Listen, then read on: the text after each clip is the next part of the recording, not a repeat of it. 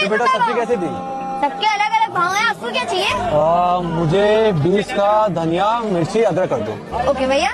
दिन भर में कितने पैसे कमा लेते हो? जूस का 500 रुपए कमा लेते हैं भैया। और वो पैसे किसे देते हो? वो पैसे मैं माँ को दे देता हूँ। स्कूल जाते हो? पहले जाता था जब पापा थे, अब पापा चल बसे और माँ बीमार रहती है। कितने साल से लगा रहे हो? भैया 3 साल से लगा रहा हूँ। तुम्हें खाने में क्या पसंद है? जो मिल जाता है वही खा लेता हूँ। अब तो कुछ खाने का दिल भी नहीं करता कि पैसे क्यों खर्चे, एक एक पैसे बचाने पड़ते हैं ना। कितने भाई बहन हो तुम?